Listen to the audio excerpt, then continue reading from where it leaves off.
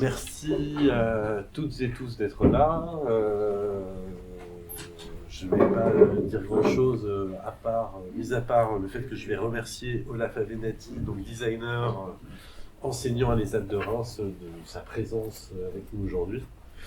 Et je lui cède immédiatement la parole. Il va nous parler donc de micro-monde instantané, data, forme, paysage et cailloux dans la chaussure. Alors merci Aurélien pour ton invitation. Je vais donc vous parler en fait, cette présentation est un peu une sorte de tentative pour moi d'interprétation de l'idée d'ontonautisme et puis d'ontofiction à l'aune d'un travail que je fais depuis 2015 maintenant à l'ESAT de Reims. Donc je suis enseignant et, dans le département design graphique et numérique de cette école. Et aussi, on a un programme de recherche que j'ai mis en place qui s'intéresse au design d'information et qui s'intitule le programme Data Visualisation. Donc c'est un titre assez générique, mais pour l'instant, disons qu'on est dans une sorte de phase de débroussaillage de cette discipline, d'essayer de comprendre de quoi il retourne. Donc pour l'instant, on a un spectre assez large pour envisager ce travail. Et on essaye d'aller travailler à la source des données, c'est-à-dire auprès de ceux qui les fabriquent, qui les font et qui les analysent, notamment pour beaucoup des scientifiques. Aurélien a écrit dans un texte en 2001, si ma mémoire est bonne, la notion d'ontologie peut être définie simplement comme un discours sur l'être, pour ne pas dire un récit, une fiction, une ontofiction.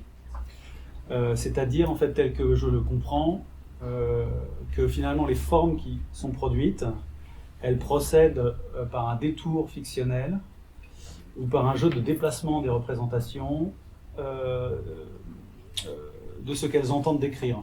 Et peut-être donc en fait que les conditions même pour tenir un discours sur le réel, c'est peut-être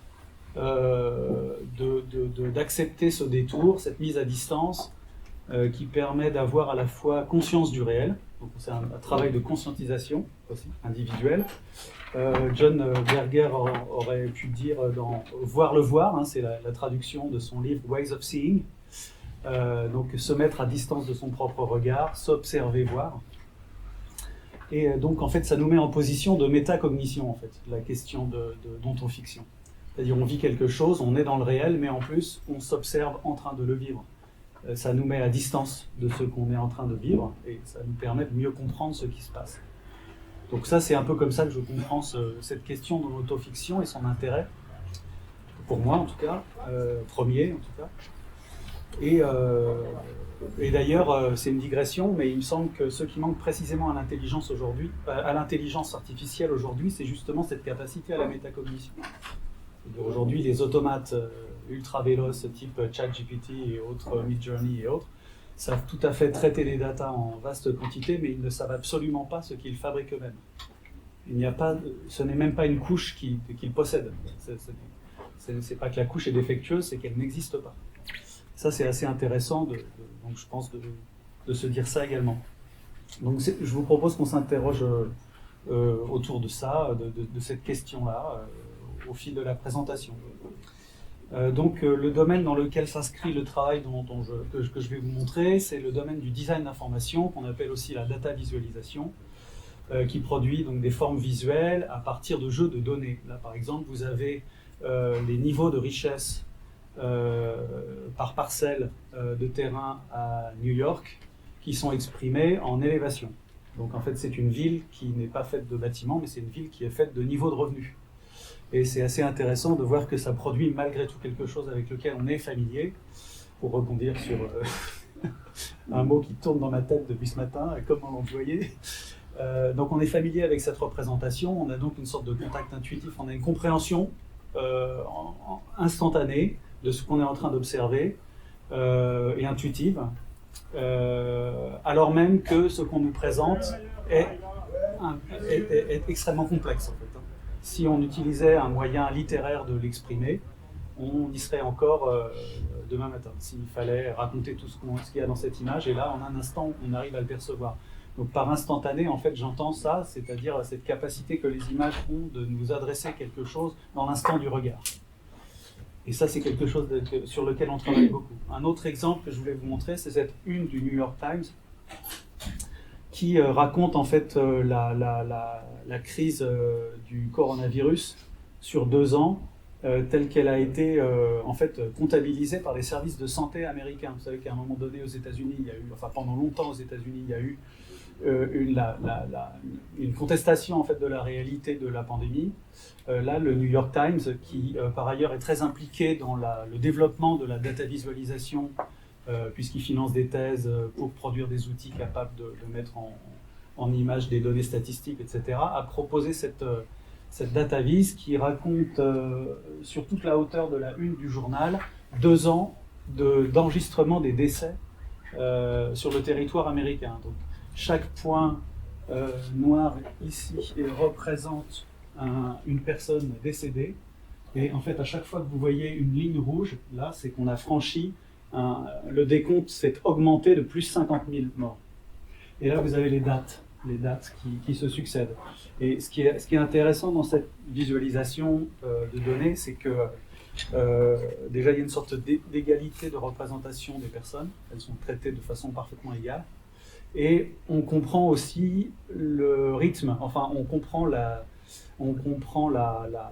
trajectoire épidémique et les moments qui sont très charbonneux, ben, c'est les moments où il y a une accélération du nombre de décès, hein, et les moments plus clairsemés sont des moments où il y a une accalmie. Et ça, c'est une façon de présenter les faits, de les présenter au public. Et ce qui est intéressant, c'est que en fait, dans cette démarche, évidemment, la data visualisation n'est qu'un point de départ aux conversations qui doivent suivre. Conversations sociétales, politiques. Mais en tout cas, c'est l'idée qu'on va pouvoir à un moment donné essayer de se mettre d'accord sur les faits qu'on partage, pour ensuite discuter à partir des faits.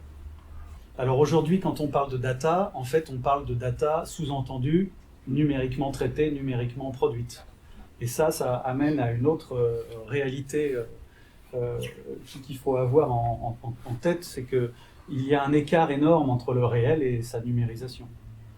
Le réel est de nature analogique, alors que le digital est une quantification. Donc le digital fait le tri, hein, c'est-à-dire quand vous avez l'onde d'un son, elle est continue. On peut toujours découper un son en deux, et en deux, et en deux, et en deux, et en deux, jusqu'à des niveaux qui ne signifient plus rien pour nous. Et on aura toujours un fragment de fréquence. Mais quand on échantillonne le son pour le mettre sur un CD, là c'est 44 000 informations par seconde qui sont enregistrées, pas une de plus. Alors qu'est-ce qui se passe entre 2 informations enregistrées? La réalité continue. Mais l'ordinateur, pour lui, c'est une absence.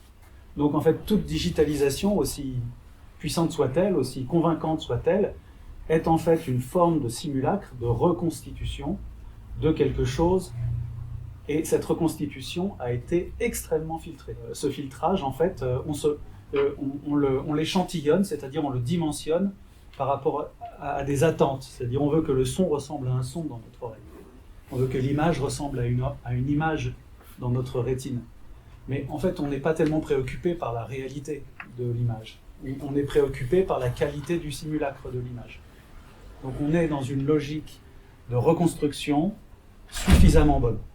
C'est l'idée que le numérique, c'est juste un monde suffisamment bien échantillé, alors suffisamment renvoyant aux finalités qu'on a.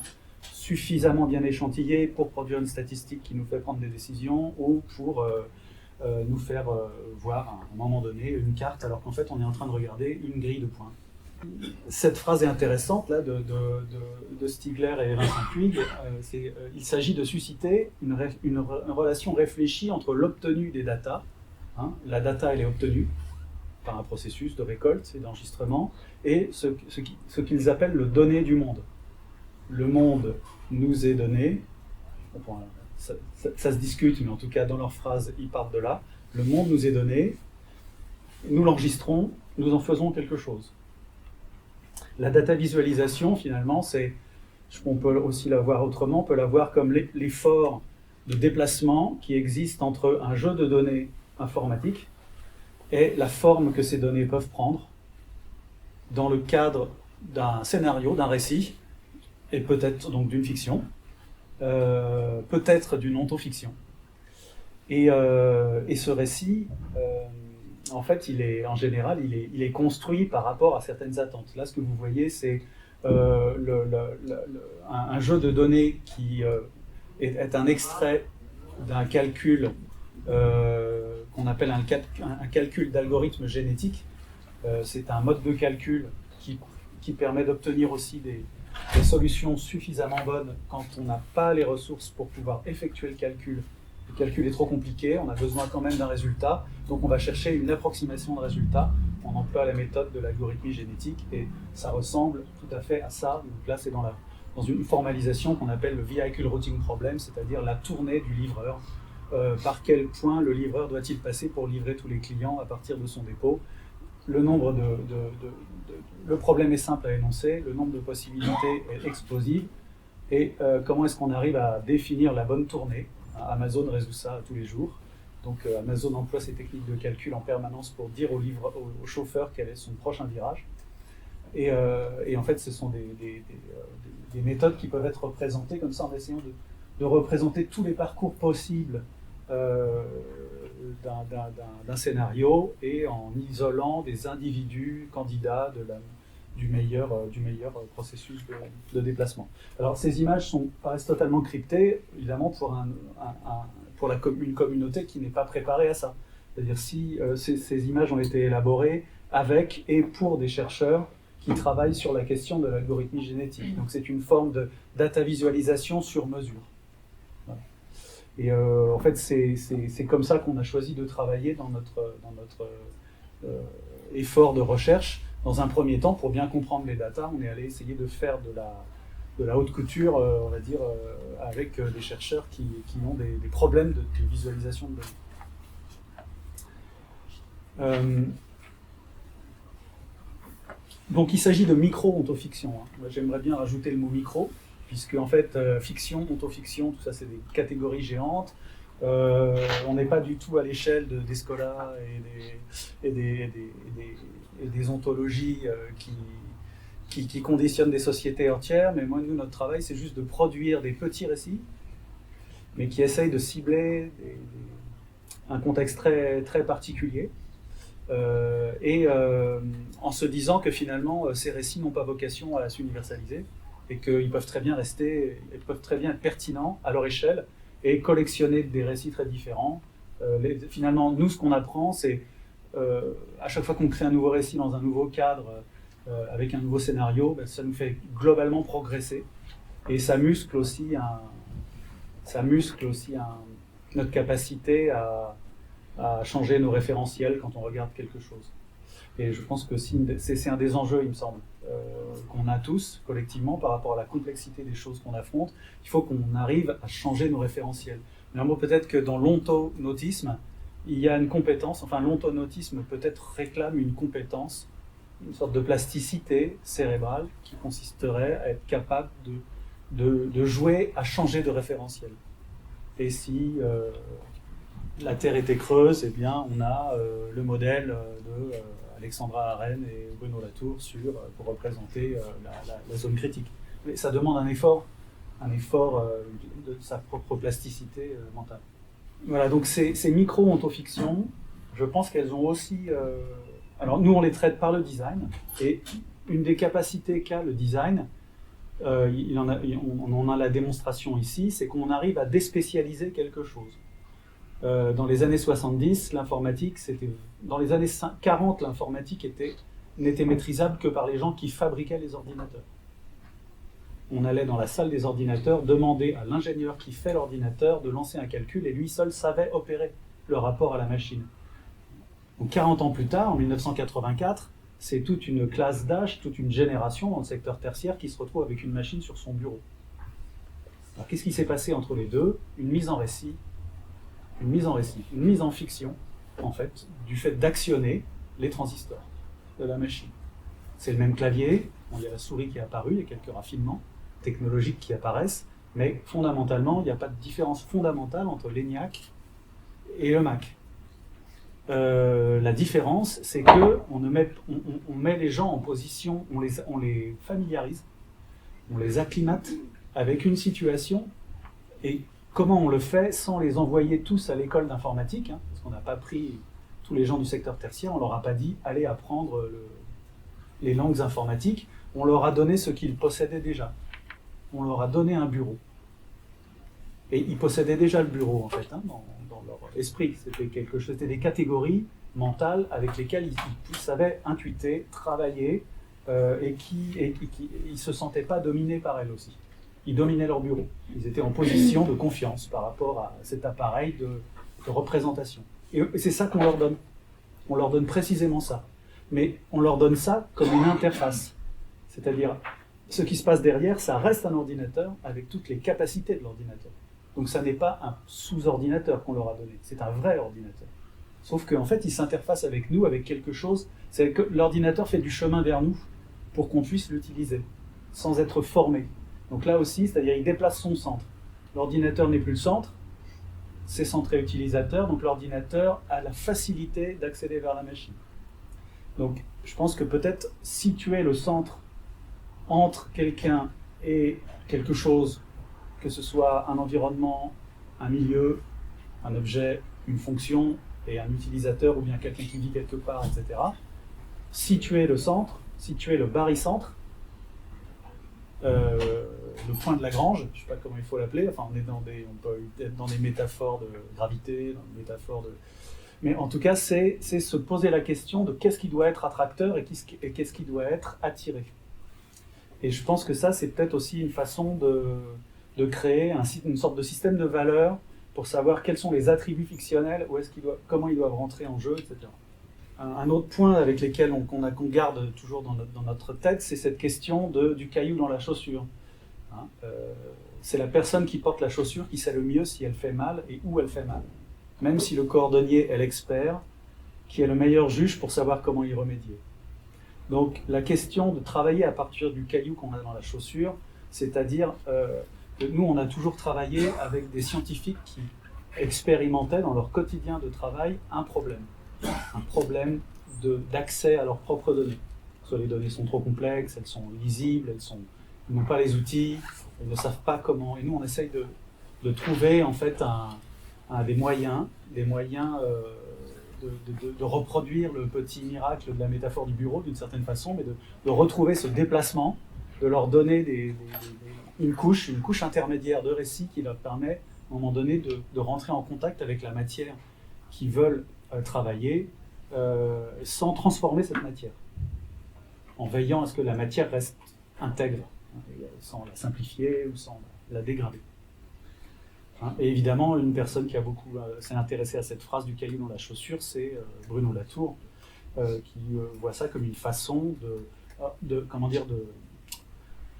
réaffecter des échelles praticables pour essayer de solutionner des problèmes. Voilà. Il y a une autre notion un peu cadre dans notre travail, c'est Claude Imbert qui en fait la proposition. Qui est philosophe et logicienne et professeur émérite à l'École normale supérieure, et qui pose que la structure même de notre héritage intellectuel européen, depuis les philosophes grecs, Platon, Aristote et les stoïciens, est structurée dans une double proposition qui est phenetai moi, lego soi, qu'on pourrait traduire en français par ce que j'ai vu, ce qui m'est apparu, je te le dis, je te le donne. Dans un cadre discursif, de transmission et de conversation, en fait, il y a ce rythme de la pensée qui s'installe, selon Claude Imbert, et dans un cadre où on essaye de catégoriser les choses, de les décrire, de les transmettre. Donc on reçoit quelque chose qui nous est donné, ça, c'est par exemple en sciences expérimentales, Newton reçoit une pomme sur la tête, quelque chose lui est donné, après il en fait une théorie, il nous l'a dit, il nous la donne. C'est quelque chose qui fonde énormément de notre syntaxe profonde, qui infrastructure nos modes de pensée, Et donc selon Claude Imbert, comme ça, on est depuis cette époque des Grecs, on est dans la logique du datif, du don, la logique de ce qui est reçu. Donc celui qui reçoit quelque chose se met en situation de le transformer pour le passer, d'en faire le récit, d'en faire le discours. Donc ça le met en position de pivot. Moi ça m'intéresse, puisque je me dis que finalement, la position de pivot, c'est une phase intermédiaire où il y a de la production de formes. Les graphistes, notamment, travaillent beaucoup sur la production de cette forme-là, en particulier. Entre l'auteur qui écrit, le lecteur qui lit, il y a une zone octoriale un peu nébuleuse dans ses limites. De quoi sommes-nous les auteurs, les graphistes? De quoi sommes-nous les auteurs? C'est toujours une question de recherche qui anime notre discipline. Mais de façon évidente, on est auteur de quelque chose. La forme typographique notamment, la forme de l'organisation, de l'objet qui donne accès au contenu, etc. Voilà, donc ça c'est une forme de préoccupation, parce que en fait ce qui se passe c'est que forcément je déplace, quand je prends un contenu et que je l'amène en face de quelqu'un, il y a un déplacement qui s'opère. Même si j'essaye de garder le maximum d'intégrité au contenu qui m'est confié, je ne peux pas conserver sa vraie forme, sa forme initiale, puisque justement on m'appelle pour la transformer. Donc il faut assumer que ça va changer, quelque chose change. Et donc c'est un problème aussi de responsabilité, quoi. Et donc je pense que pour revenir aux questions d'antofiction dont on parle ici, le discours sur le réel n'est pas le réel, n'est pas non plus la perception du réel. Mais le discours, c'est cette position intermédiaire entre ce que j'ai vu, ce qui m'est apparu, qui n'est pas encore du discours, c'est une perception. Il y a ensuite comment le discours se forme en moi qui ai l'intention de le tenir, et ensuite il y a l'acte de la transmission, du don, qui lui aussi peut avoir posé plein de problèmes, parce que ça peut aussi nous mettre en position de pouvoir, en position de domination, en position de... Il y a mille et une façons de mal transmettre un discours, ou de le faire pour des mauvaises raisons, etc. Donc, cette équation, en fait, elle est très complexe et très intéressante à analyser. Donc, toujours ce qu'on fait, c'est qu'on a coutume de prendre toutes les affirmations et de systématiquement les transformer en questions. Ça, c'est vraiment quelque chose qu'on essaie de faire dans la démarche du travail de notre projet de data visualisation. C'est mettre des questions partout là où là où il est supposé y avoir des affirmations. Un troisième point que je voulais aborder, qui est encore un point cadre de tout ça, c'est la question de la perception pré-attentive, donc de l'aspect instantané de notre production. Notre production, elle se donne dans l'instant du regard. Donc c'est quelque chose qui va très très vite, en fait, beaucoup plus vite que l'esprit peut le mesurer, puisque maintenant, on sait, avec les études qui ont été faites en psychologie, neurophysiologie, voilà, les sciences cognitives, etc., on sait qu'on est doté d'une perception pré-attentive. Ça veut dire que dans le premier dixième de seconde où on vous présente quelque chose, votre cerveau l'évalue, avant que vous en ayez conscience. Avant, c'est pré-attentif. Et ça, c'est mesuré, c'est établi. Et en fait, évidemment, c'est génial ce moment-là, de travailler avec, mais c'est un moment pharmacologique, quoi. C'est une donnée pharmacologique, puisque le neuromarketing s'en sert aussi pour vous faire acheter des trucs avant même que vous ayez compris que vous étiez en train d'appuyer sur buy. Déjà, c'est trop tard, c'est fait. Donc ça, c'est l'objectif. C'est comme le neuromarketing essaie d'employer cette capacité pré-attentive pour nous amener à avoir des comportements qui nous débordent, qui débordent notre attention. Mais en parallèle, par contre, là où c'est très intéressant, c'est que comme notre cerveau est capable, en un dixième de seconde, d'établir un certain état de ce qu'il voit ou de ce qu'il entend, pensez que quand vous dormez, alors même que vous êtes endormi, si un bruit inhabituel survient, ça vous réveille. Ça veut dire que votre oreille écoute quand vous dormez. Votre cerveau préattentif ne dort jamais, en fait. Il n'y a pas de repos ou peu de repos du cerveau préattentif. Donc on est toujours dans une vigilance, mais cette vigilance est infraperçue. C'est sans doute quelque chose qui vient de l'époque où nous étions plutôt des proies que des prédateurs. Donc on parle quelque part dans les premiers 180 000 ans, les 200 000 ans qu'on citait ce matin, il y a notre situation de proie au milieu de tous les prédateurs. Et ben, quand vous vous baissez pour ramasser une graine ou une courge qui a poussé par terre, il faut que quelqu'un veille au tigre au vent de sabre. Donc vous savez ce qui se passe autour de vous, vous avez la vision. Hein, et aujourd'hui, quand vous voyez un feu s'allumer dans le rétroviseur alors même que vous êtes en train de parler à quelqu'un, vous comprenez qu'il faut peut-être appuyer sur le frein. Mais c'est une perception préattentive. Donc en termes d'économie de l'attention, on va dire qu'elle a sans effort. Une perception sans effort. Même une compréhension sans effort de la situation. Et ça, par exemple, au niveau de l'emploi des signes, par exemple, le fait qu'une communication visuelle performante existe dans un aéroport, par exemple, qu'on privilégie la communication visuelle dans un aéroport pour trouver le taxi, ou trouver le métro, ou trouver le quai du train, c'est parce que la perception visuelle, c'est dans le dixième de seconde que ça intervient. S'il fallait écrire à la place du pictogramme taxi le mot fil de taxi, ensuite à la place de la flèche on dit c'est par ici, c'est trop long, il faut le lire.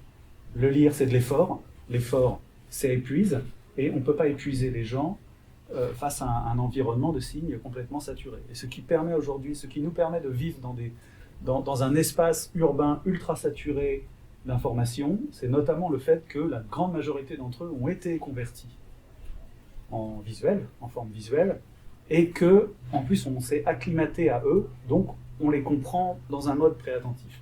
Pour ça, j'ai une petite expérience à vous faire, on a une petite vidéo, on va vous montrer les formes pendant un dixième de seconde, et ensuite on va vous poser une question à propos de ces formes.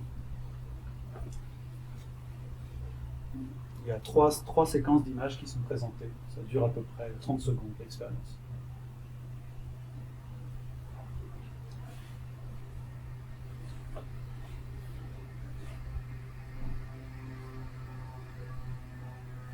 Avez-vous vu un cercle rouge parmi les cercles bleus? Oui. En principe, oui.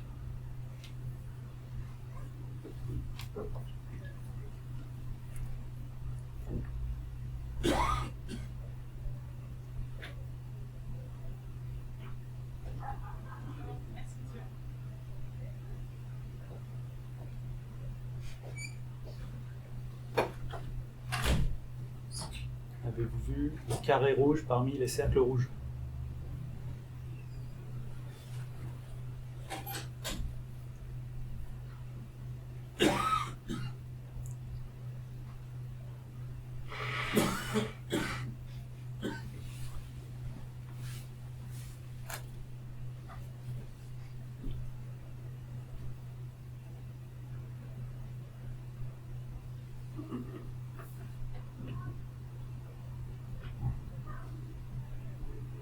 Avez-vous vu le rectangle rouge parmi les cercles et les carrés?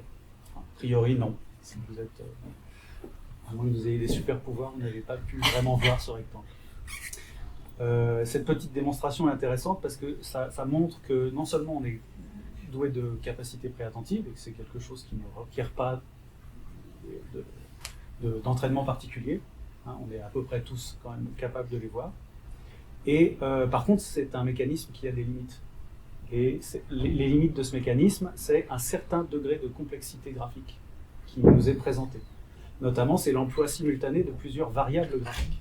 Quand une seule variable graphique change, la couleur, la forme, le processus préattentif marche bien. Mais quand deux variables graphiques changent simultanément, forme et couleur, ce qui est le cas ici, alors là, le mécanisme préattentif est mis en défaut. Qu'est-ce qui se passe à ce moment-là? On commence à consommer de l'énergie attentive, ça nous réveille d'une certaine façon. On se retrouve mis en attention en se disant « qu'est-ce que j'ai vu ?» Et là, ça travaille, ça dépense de l'énergie pour comprendre ce qui n'a pas pu être compris précédemment sans mobiliser plus d'énergie que cela. Et donc il y a un vrai truc intéressant à comprendre sur l'économie de l'attention de celui qui regarde par rapport à la durée de son regard. Ça, c'est quelque chose qui est beaucoup employé dans l'UX aujourd'hui, qui est beaucoup employé dans la production de formes visuelles à l'échelle industrielle. Donc ce traitement préattentif, c'est l'accumulation subconsciente d'informations provenant de l'environnement. Toutes les informations disponibles sont traitées initialement de manière préattentive par le cerveau, puis il filtre et traite ce qui est important. Les informations qui ont la plus grande importance, un stimulus qui ressort le plus, ou qui sont pertinentes dans un contexte donné, sont sélectionnées pour une analyse plus approfondie et plus complète par un traitement conscient qui devient donc attentif. Le traitement visuel préattentif utilise un mécanisme de mémoire distincte. Lorsqu'un stimulus est présenté à plusieurs reprises, il est perçu à un rythme plus rapide. Plus le nombre de présentations de ce stimulus augmente, Coca-Cola, Coca-Cola, Coca-Cola, Coca-Cola, Coca-Cola, okay, plus le poids du stimuli donc, devient important dans notre cerveau et plus le temps de réaction au stimulus est réduit. Après, dans le supermarché, vous faites Coca-Cola. C'est ça le calcul du neuromarketing. Nous saturer en mode préattentif, on n'y prête pas attention, donc on dit c'est pas grave, ça compte pas, mais ça compte, ça comptabilise même dans notre cerveau d'une façon très intense, et il y a un effet, il y a une rétroaction qui se produit.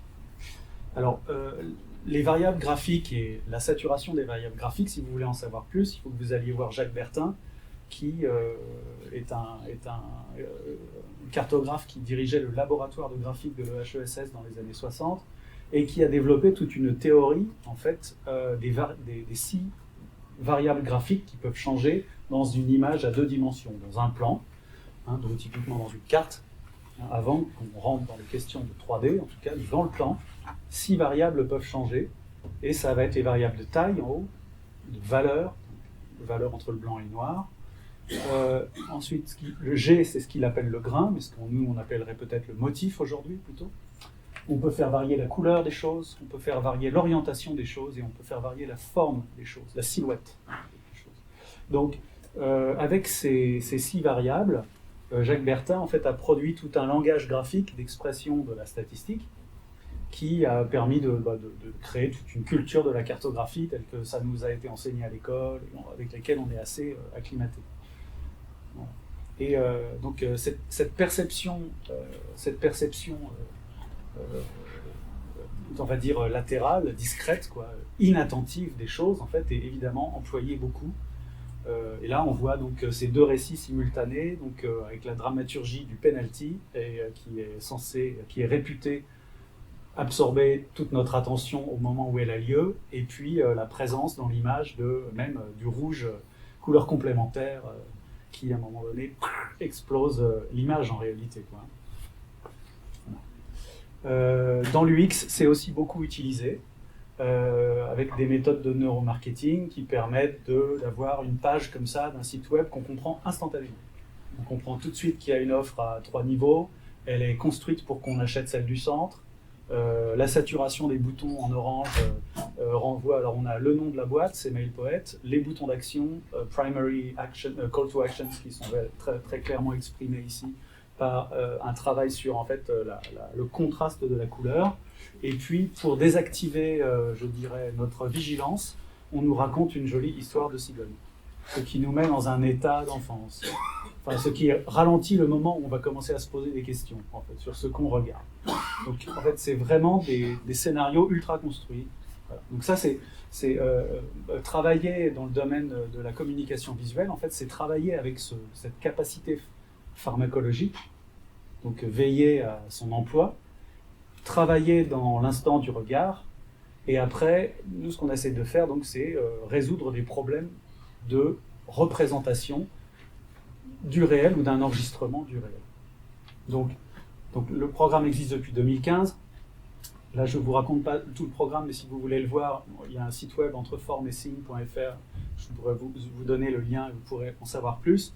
Là, je voudrais juste vous parler en fait du dernier projet de ce programme qui a débuté en 2019 et qui est un projet en fait qui réunit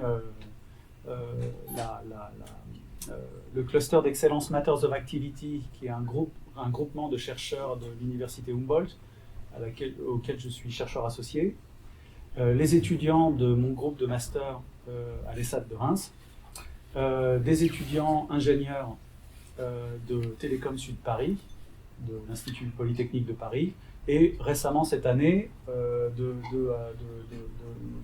l'école d'art Weissensee aussi de Berlin. Et on travaille avec l'hôpital universitaire de la Charité, et le service de neurochirurgie, et aussi le CHU de Montpellier, et je vais vous expliquer après pourquoi. Mais donc la question de Brain Roads, c'est une question qui émerge parce qu'aujourd'hui, dans les neurosciences, on a vu l'arrivée depuis quelques années d'une nouvelle classe d'images qui représentent le fonctionnement du cerveau, qui sont réputées représenter le fonctionnement du cerveau. C'est dans le cadre d'un effort général international qui vise à créer ce qu'on appelle le digital twin, c'est-à-dire le double numérique, interprété en médecine par le double numérique du patient. C'est-à-dire, avant d'intervenir sur un patient, on essaye d'en avoir une représentation numérique la plus fiable possible pour retarder le moment où on fait des actes invasifs, en fait, pour le traiter. Il se trouve que ces images sont une production d'ingénieurs qui sont, au regard de l'art, elles sont vraiment vernaculaires, on peut dire. Elles n'ont jamais été questionnées dans leur forme, et elles n'ont jamais été critiquées dans leur forme. Et donc nous, on a proposé ce projet au Cluster Matters of Activity, d'essayer d'aller un peu enquêter sur ces images et de voir comment, avec un regard de designer, qu'est-ce qu'on avait à en dire en fait, et peut-être qu'est-ce qu'on pouvait proposer. Donc on a fait comme ça une étape, il y a eu plusieurs étapes dans ce projet, mais là je ne vous présente pas la chronologie du projet, je vous présente juste quelques conclusions aussi qu'on a eues, et puis certains moments de sont déroulés. Là, vous avez quelques images qui sont extraites d'une exposition qui a eu lieu à la Fondation Prada à Venise pendant la dernière biennale d'art. Donc on a pu voir en septembre, qui a été une exposition sur l'histoire de l'imagerie du cerveau. Et on a pu voir, c'était une mise à plat vraiment très intéressante pour nous. Donc on a pu voir les premiers manuscrits du Moyen-Âge, manuscrits arabes, manuscrits de la Renaissance, avec aussi les travaux de Léonard de Vinci, qui a pu être en tête-à-tête avec un cadavre pendant de longues journées, ce qui lui a permis d'établir tout un tas de dissections, de produire des planches anatomiques pour décrire ce qu'il a vu. Voilà, Phenetaimoi legosoi, ce qu'il a vu, ce dont il a été témoin, il nous l'a dit, sous forme de dessin, sous forme de rendu. On a, vous voyez ici, des moules en cire de l'époque du XVIIIe siècle qui sont faits à Florence et qui sont faits pour représenter au plus proche la réalité de ce que c'est qu'un corps disséqué pour former les étudiants en médecine de l'époque. Donc là, vous avez toute cette première partie qui est basée, je dirais, sur l'observation.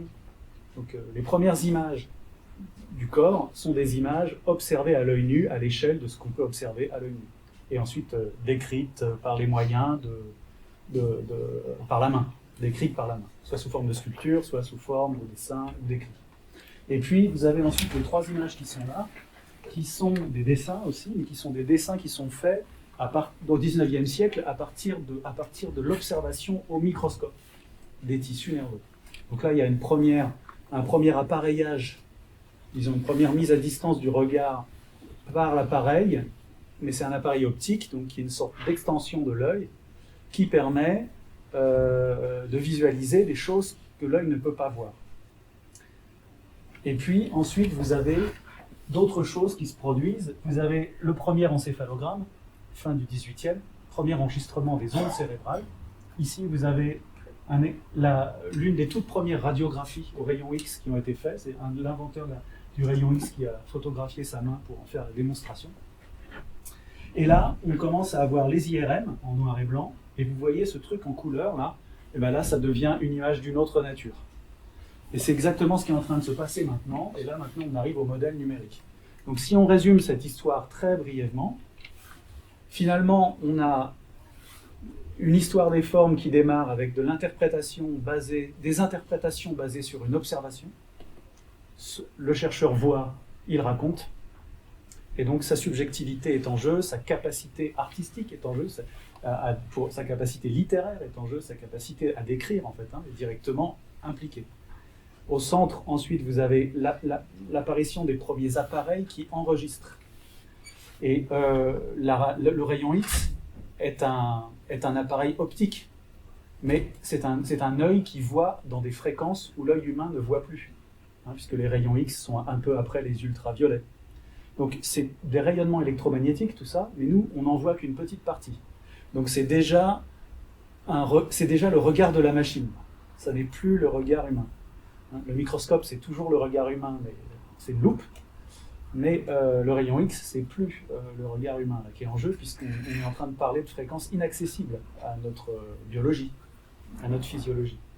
Et puis maintenant, on a l'apparition. Donc finalement, c'est la rationalité technique de l'appareil qui enregistre qui est celui qui observe. C'est plus Phénétail moi, c'est l'appareil qui observe. J'analyse et je décris. Et puis maintenant, on a le double numérique. Le double numérique, il calcule, il simule, il fait les observations à partir des observations de l'IRM. Il calcule, il simule, il interprète, et c'est lui qui dessine. Donc le Phénétail moi Legosoi est intégralement dans la machine. Et en fait, nous sommes en position de celui qui regarde. En fait.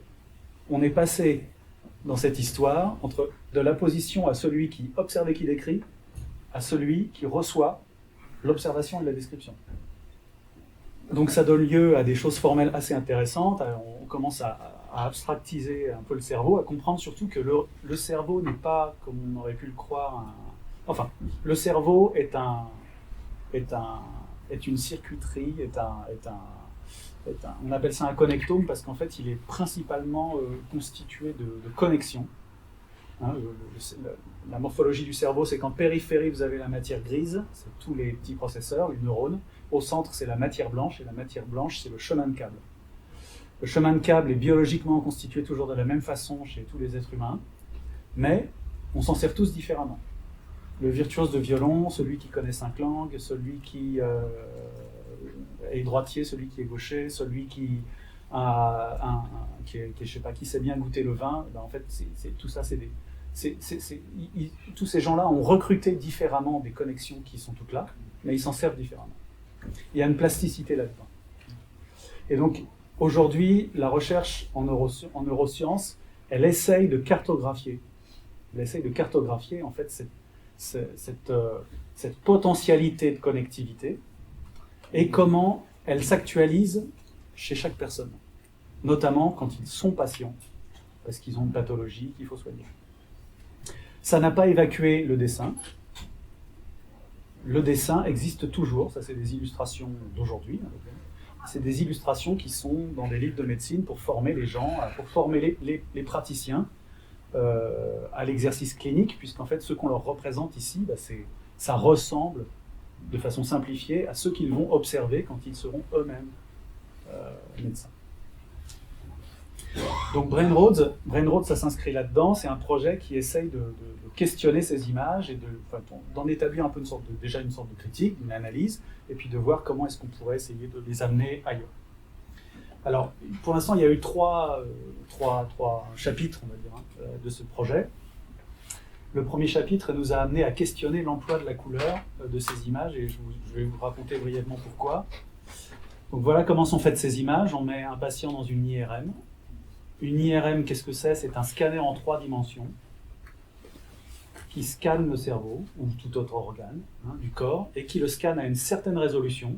Ici, la résolution est millimétrique, c'est-à-dire que chaque voxel, chaque pixel volumique, a 1 mm de côté. Vous voyez que c'est des cubes qui sont assez grossiers. On est en basse définition quand on parle d'une IRM. Pour que la machine puisse après estimer quels sont les parcours fonctionnels dans le cerveau, elle va faire un calcul probabiliste.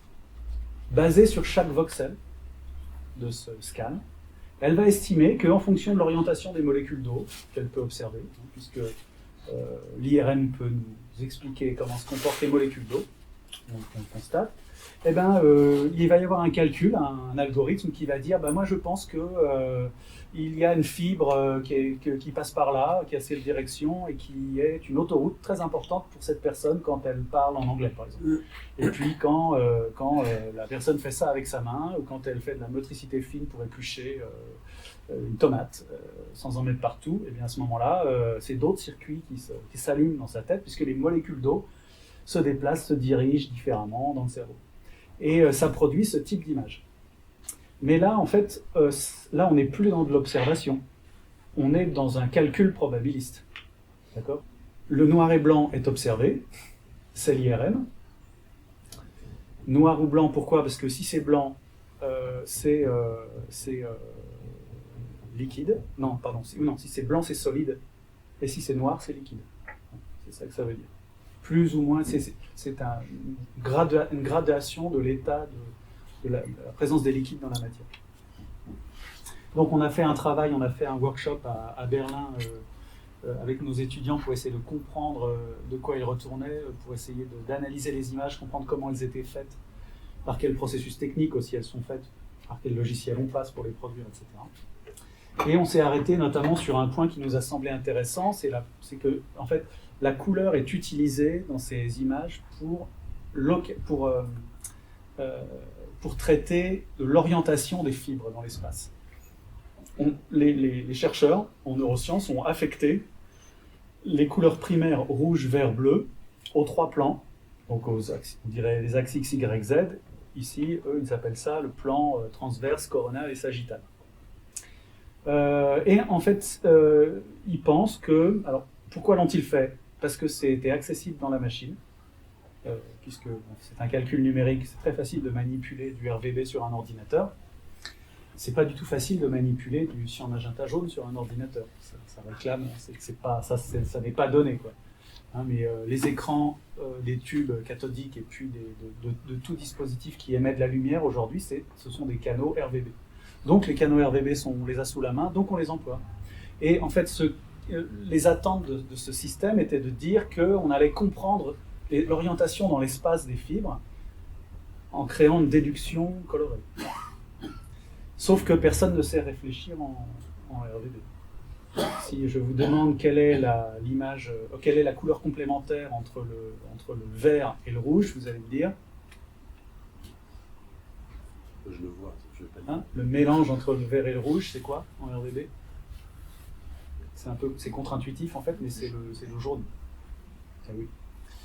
Voilà pourquoi en fait, parce que le cercle chromatique est un cercle qui est continu, toujours organisé dans le même ordre, dans le même sens. Et en fait, les couleurs complémentaires du système RVB deviennent les couleurs primaires du système cyan magenta jaune. Et nous, en fait, ce qu'on a proposé dans la première itération donc, de Brainrot, c'est de faire une rotation de 45 degrés des axes, pour dire l'axe, l'X, Y, Z. En fait, on va plutôt l'affecter au cyan magenta jaune plutôt qu'au rouge, vert, bleu. Ce qui permettra à ceux qui regardent les orientations dans l'espace d'intuiter un petit peu mieux les choses, puisque c'est plus facile, évidemment, si je vous dis quel est le jaune et le bleu, ça fait du vert. Vous le savez parce que vous l'avez tous fait, l'aquarelle. Et alors on a trouvé une étude en neurosciences qui le confirme. On va beaucoup plus vite dans la déduction de couleurs à partir d'une triade CMJ qu'à partir d'une triade RVB. Ça a été mesuré. Donc on a créé une sorte de pierre de rosette, parce qu'on ne s'y connaît pas en colorimétrie assez. On a créé une sorte de pierre de rosette qui est une table RVB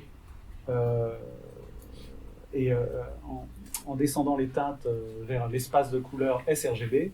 Et puis on a fait cette rotation de 45 degrés qui nous a permis de créer ce prototype qu'on voit à droite. Donc là, vous avez les couleurs du logiciel qui est en usage, qui s'appelle MRTrix, et qui est un logiciel qui est utilisé dans toutes les salles de planning préopératoire du monde, quand on fait des opérations. Nous, on a pris le même logiciel qui existe en open source. On a créé une branche GitHub et on a fait la proposition de la rotation des couleurs pour passer de ce modèle additif à ce modèle soustractif. Pour proposer... et donc ça a donné Là, vous avez des comparatifs sur des tranches. Et là, vous avez des comparatifs quand on l'emploie dans le modèle 3D. Alors, c'est modeste comme transformation. C'est modeste, mais c'est assez intéressant de voir aussi que le personnel médical arrive un peu mieux à lire ces images quand il a compris et qu'il fait l'effort de le faire. Par contre, celui qui ne fait pas l'effort, il est complètement perturbé. Et là, ça me renvoie aussi à cette question une question importante en design, c'est-à-dire qu'on pourrait se dire que c'est un échec de design, puisque ce n'est pas intuitif.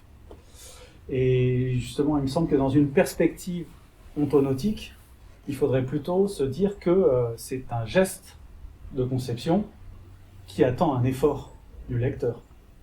Vous voyez, c'est le système de valeurs, on n'est plus dans le système de valeurs de la Californie et de l'UX design, mais on entre dans le système de valeurs, dans un autre système de valeurs qui est celui de la science, où en fait il n'y a pas de choses bonnes ou mauvaises, il y a des propositions, soit cohérentes, soit incohérentes, mais si elles sont cohérentes, alors c'est une proposition. Donc ça devient une branche, ça devient un autre monde d'une certaine façon, un micro-monde. C'est modeste, mais en tout cas on a fait une branche. La deuxième étape était beaucoup plus ambitieuse. On s'est dit, il y a un problème avec les visualisations 3D. Elles sont réalistes. Ça ressemble à un cerveau. Donc on se dit, bah, c'est un cerveau. Mais en fait, en discutant avec les neurochirurgiens, ils disaient, ah, mais ces images, elles sont très belles, mais on ne s'en sert pas dans la salle d'opération. Alors pourquoi vous vous en servez pas? Il dit, parce qu'elles sont fausses. Quand j'ouvre un cerveau, c'est pas ça qui se passe. C'est pas ça que je vois. Ah oui, alors est-ce que tu peux m'expliquer pourquoi c'est pas ça que tu vois? Alors il a dit, elle a dit, pour parler de cette image, la tumeur n'est pas un corps étranger. La tumeur, c'est pas une patate. C'est pas une truffe dans le cerveau. La tumeur, c'est la même matière que le cerveau qui s'est progressivement altérée. Vous voyez, c'est les cellules qui se dégradent. Elles ne sont pas remplacées par une autre type de cellule. Donc quand on ouvre un cerveau qui a une tumeur, la matière a l'air un peu différente parce que ça s'est dégradé, mais à aucun moment ça ressemble à un corps étranger. Et donc ils disent, et en plus ils disent, une tumeur aussi bien délimitée, personne n'en a jamais vu. Parce qu'une tumeur par définition c'est diffus. Une tumeur, c'est une progression de pourcentage de cellules tumorales dans une localisation précise. Au centre, c'est 100% des cellules, ou 95% des cellules qui sont atteintes par la tumeur. Mais en périphérie, ici, parfois c'est 5%, parfois même on ne le voit pas. Parfois on se dit, tiens, c'est du tissu sain, et en fait c'est pas sain, c'est plein de cellules tumorales qui vont produire de la récidive, etc. Donc cette situation-là, où on a des fibres qui pourraient représenter, je ne sais pas ici, le langage par exemple, hein, la verbalisation d'un mot, et là, une tumeur qui percute ce chemin de câble utile et essentiel, en fait, cette image-là est une fiction. Pourtant, elle essaye d'être réaliste. Ça nous dirait quelque chose d'un peu biologique. On n'a pas de mal à se dire, bon bah oui, ça doit être un peu comme ça ressemble à des organes, tout ça. Et donc on s'est dit que en fait, c'était pas intéressant de travailler comme ça, d'essayer de représenter des enveloppes qui en fait sont vides, avec des outils de 3D, mais qu'on allait plutôt essayer de dire, qu'est-ce qu'on connaît réellement du réel? Ah, c'est une matrice de voxels dans l'espace. Eh bien, représentons simplement ce qu'on connaît. Ce qu'on connaît, c'est une matrice de points.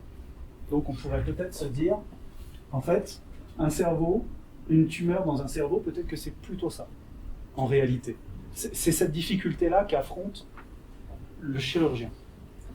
Ici, c'est déjà résolu. Il n'y a plus de difficulté. Un robot peut opérer tout ça, et ça se passe très bien. Sauf qu'évidemment, ça va très mal se passer pour le patient, si jamais on arrive à ces conclusions. Mais si vous voulez, aujourd'hui, dans la politique publique de l'hôpital et de la santé, il y a une idée que l'appareillage technique va progressivement décharger les médecins d'un certain degré de difficulté de leur tâche. Et peut-être que le neurochirurgien qui fait 2 patients par jour ou 3 patients par jour, peut-être qu'il peut en faire 10 par jour en fait. Juste en allant vérifier les décisions qui ont été prises par le robot qui s'apprête à performer les gestes sur la base de ces images.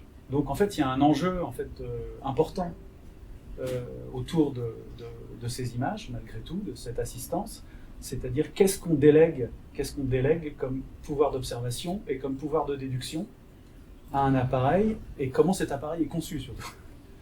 Voilà. Donc on a essayé de travailler sur, pour nous graphiquement, la question c'était de dire, bon, on a une matrice de points dans l'espace, donc c'est de la matière pleine, et on veut voir au travers. Donc comment est-ce que graphiquement on vide la matière pour pouvoir voir au travers de ce truc. Donc on a évidé le contenu des voxels, on n'a plus représenté que leur centre géométrique par des points, Ok. Et on a commencé à travailler sur des hypothèses qui sont des fictions. Hein. Qu'est-ce que, si on représente des fragments qui évoluent avec peut-être une tumeur qui grossit, voilà à quoi ça pourrait ressembler. Aurélien m'a fait signe qu'il reste 5 minutes, donc j'essaie d'aller vite. Je vais vous montrer juste quelques images un peu de où ça nous mène en termes graphiques. Et donc, pour finir sur... il faut que tu me réinvites. Ouais. La neuroplasticité et ce qu'on vient de faire avec le professeur Hugues Dufaux, qui est quelqu'un qui travaille sur de la chirurgie éveillée. Donc là, avec les groupes d'étudiants, nous sommes allés en salle d'opération pour voir ce qu'il fait. Ce monsieur pense, désolé là je vais à tout berzingue, mais j'essaie quand même de vous dire 2-3 choses là-dessus. Il nous a dit que voilà, il n'y a pas de localisationnisme dans le cerveau. Les conclusions de son travail, c'est que les fonctions ne sont pas locales dans le cerveau, elles se déplacent. Ça change avec le temps, c'est neuroplastique. C'est vrai pour des gens sains, les enfants apprennent, donc il y a de la neuroplasticité dans le cerveau, les grands apprennent aussi. C'est ce qu'on est en train de faire aujourd'hui, on est en train de vivre un moment neuroplastique. Et les patients peuvent aussi récupérer de traumatismes grâce à la neuroplasticité. Donc ça nous amène, alors là pour vous montrer ce que c'est qu'une opération, quand même, il faut que vous voyez ça, c'est intéressant. L'opération fonctionne de la façon suivante. Vous avez le patient qui est derrière un drap et qui est éveillé, qui discute avec un neuropsychologue. Et là, de l'autre côté, vous avez le chirurgien qui opère son cerveau. Donc le cerveau n'est pas innervé, donc on ne sent rien quand on se fait opérer. Cette matière-là n'a pas de nerf. Donc on anesthésie juste le pourtour du crâne qui est ouvert, mais après on n'a plus aucune sensation. Désagréable ni rien. Parfois ça gratouille, voilà, les gens ont des réactions de ce genre. Et on leur demande de performer leur processus cognitif et moteur, donc on leur demande de faire ça avec les mains et de reconnaître des animaux qu'on leur présente ou des objets qu'on leur présente sous la forme d'images. Et pendant ce temps-là, de l'autre côté, le chirurgien, avec un neurostimulateur, 2 petites électrodes, pose sur le cerveau un électrode. Cette électrode crée un champ électrique. Là où il y a de l'électricité externe qui est injectée dans le cerveau, sur 2 cm3 à peu près, ça éteint les fonctions du cerveau. Donc il arrive à disjoncter le cerveau pendant l'instant où il le touche. Et comme ça, il identifie les zones qui sont impliquées. Voilà. Et donc, je vais donc vous montrer un cerveau ouvert. Dans le slide d'après, si vous ne voulez pas regarder, fermez les yeux. Voilà.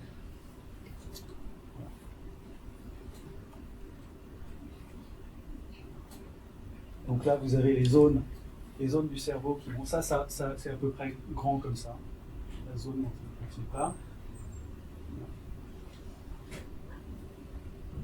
Et ensuite, alors les petits.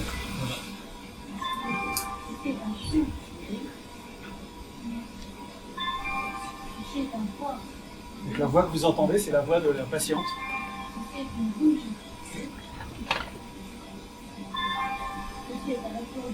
Oui.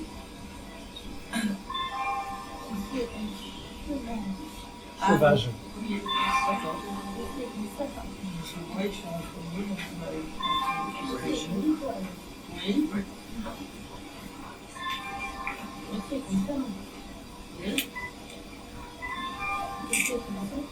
Oui. Oui.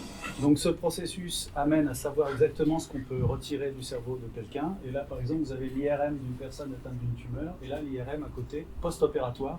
Donc vous voyez que la personne a eu une lobectomie, on lui a enlevé une portion du cerveau qui est à peu près grosse comme une mandarine, donc c'est énorme. Mais la particularité de ce médecin, c'est que le retour au travail et la qualité de vie normale des patients après avoir eu ce genre d'opération est la meilleure du monde. Et mais par contre, il opère 3 patients par semaine. Et donc en fait, en termes politiques, etc., en termes économiques, il a un rendement qui n'est pas scalable, comme on dit. Mais par contre, il a les meilleurs résultats du monde et il emploie des méthodes, il remet en cause les images. Donc ça, ce sont les 5 points qu'il aborde. Il n'y a pas de localisationnisme dans le cerveau. Les fonctions sont des réseaux organisés en métaréseaux. La neuroplasticité est permanente et le cerveau change avec le temps.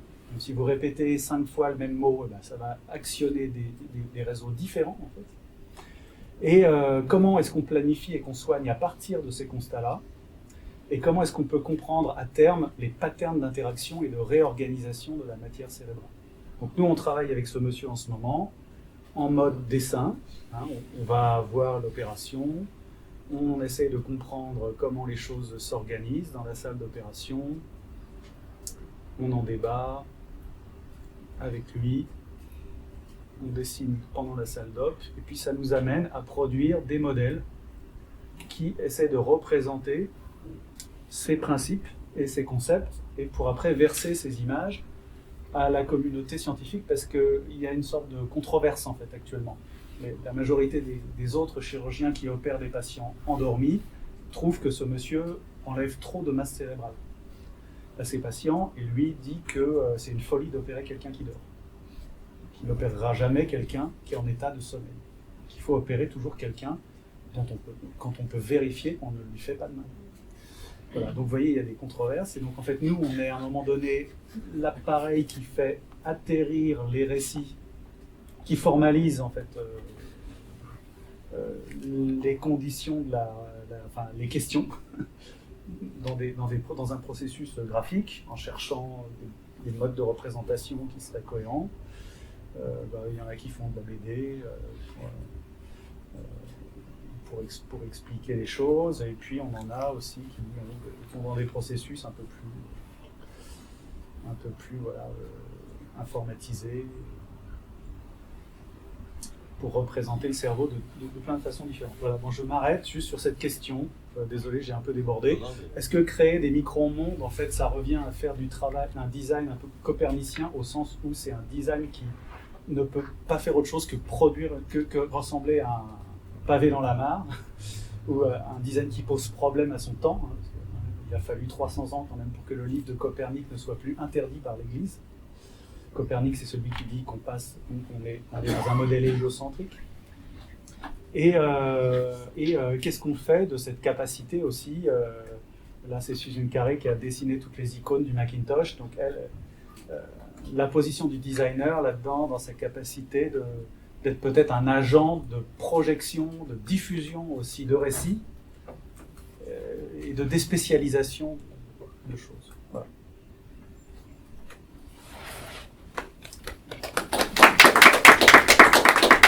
Merci beaucoup Olaf de tout ça. Effectivement, il faudra qu'on te réinvite. Désolé de t'avoir coupé, mais j'avais vu trop. Mon rôle est toujours. J'avais vu trop. C'est le rôle du gardien du temps, c'est toujours de. Et encore, mon directeur de thèse, lui, il l'écrivait en latin. Il faisait tempus est. De c'est ça pendant ta première conférence à la Sorbonne où tu étais hyper à l'aise. Moi, tu vois, je sais pas si c'est l'enseignement du design, mais j'essaye de le mettre dans un langage plus accessible de préattention.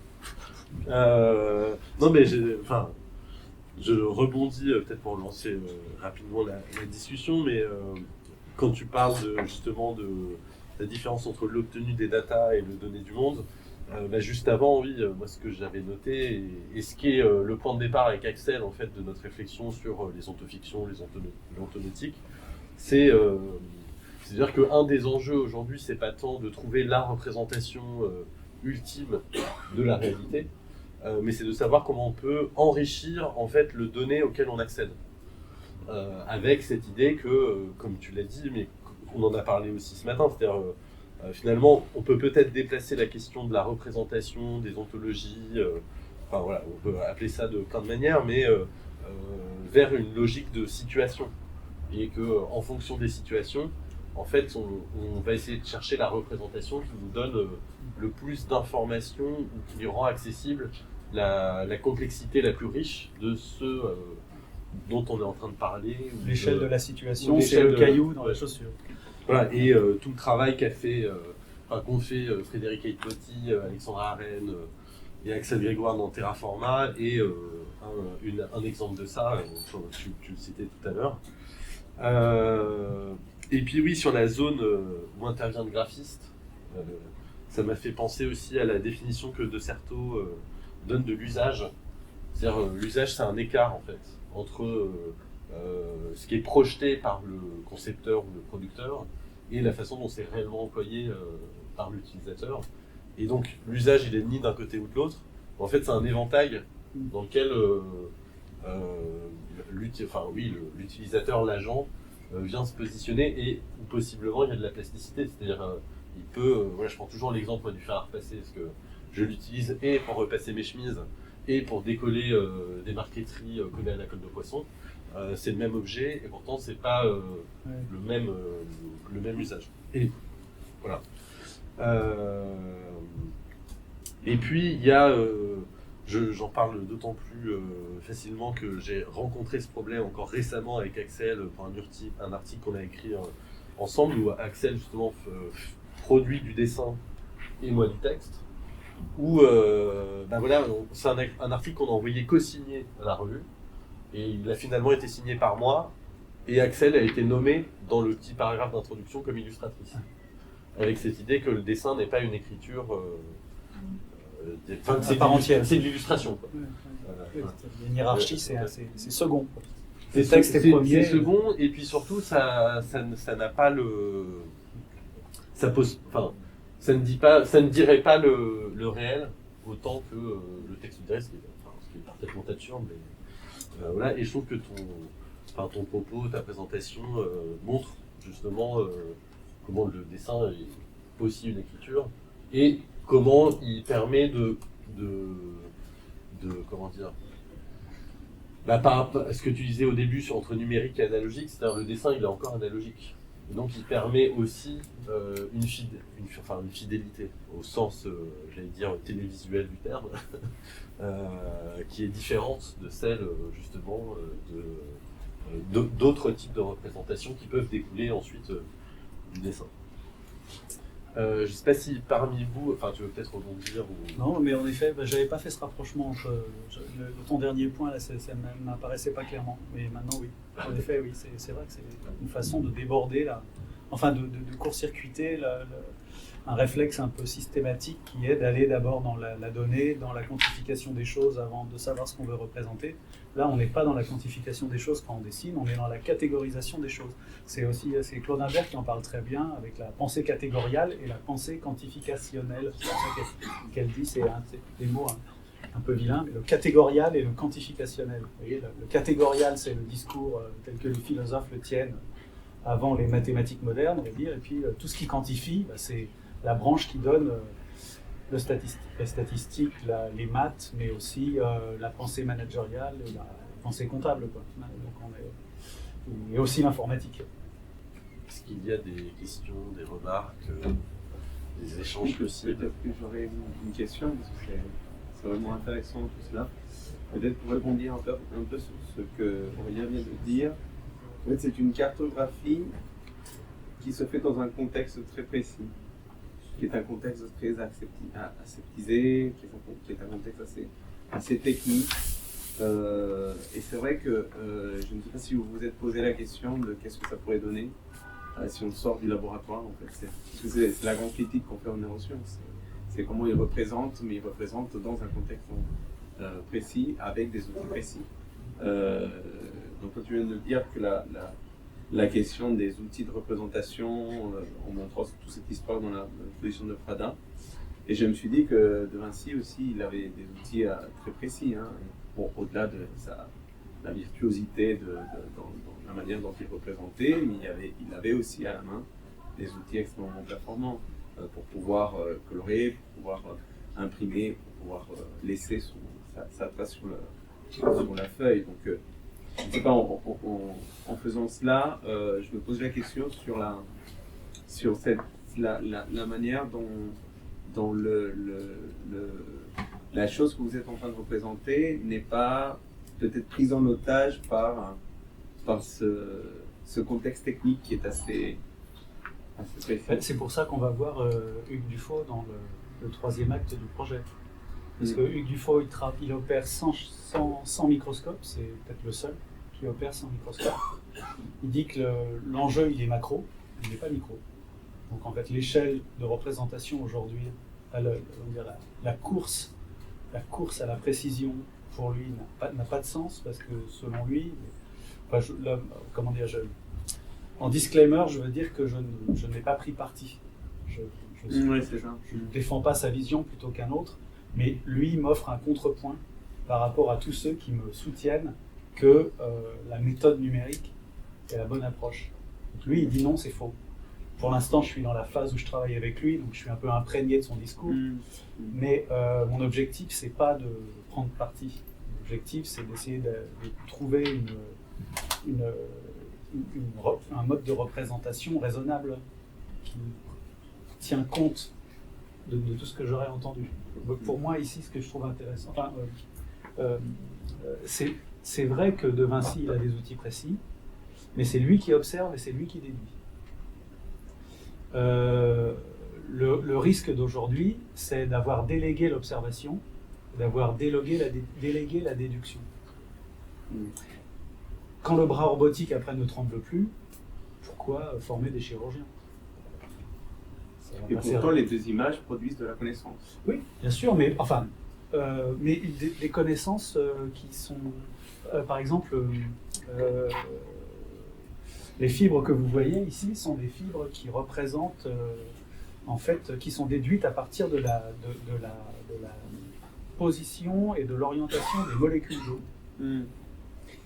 Personne n'a validé la théorie selon laquelle les fonctions dans le cerveau sont superposées à la position des molécules d'eau. C'est une hypothèse. Mais tout le monde a pris cette hypothèse et travaillé avec. Ça n'a jamais été vérifié. Donc quelqu'un qui vient en disant « moi je trouve que c'est faux parce que ma clinique me montre que c'est faux », ça m'intéresse de travailler avec lui. Et de dire, finalement, à partir de quoi du faux travail si c'est pas avec ces images-là, hein, un truc aussi. Là, ce n'est pas la même nature des images des îlots de chaleur thermiques qu'on peut utiliser en urbanisme. Là, surtout, du faux, il travaille dans la durée, alors que ça, c'est des instantanés. Un IRM, c'est un instantané. C'est figé dans le temps. Du faux, il dit non, il faut étudier ça dans le temps réel de l'opération. Il constate la neuroplasticité, il dit qu'il peut même la diriger d'une certaine façon. La neuroplasticité pour faire en sorte qu'une fonction, par exemple, dans un méta-réseau, si vous enlevez un nœud du réseau, il faut que le cerveau ait le temps et la possibilité d'aller recruter un autre sous-réseau redondant pour compenser et pour que la fonction continue à fonctionner. Pour qu'on puisse enlever complètement l'air de Broca à quelqu'un qui continue à parler après. Et ben, si vous faites ça pendant qu'il dort, il se réveille, le cerveau a été pris par surprise et il ne parlera plus, la personne. Par contre, si vous le faites pendant qu'il est éveillé, progressivement, en laissant au cerveau la capacité de s'adapter au travail qu'on fait sur lui dans le temps réel d'une opération, à ce moment-là, la neuroplasticité intervient. Donc c'est pour ça que, en fait, ces images, elles sont aussi le symptôme, enfin, ces images, oui, sont le symptôme de récits. Elles ne sont pas là que pour produire des récits, elles sont là comme le résultat de récits. Et de points de vue qui sont antagonistes. Donc, puisqu'elles font symptôme, en fait, finalement, partir des images, c'est aussi une façon de réveiller la controverse, la manifester.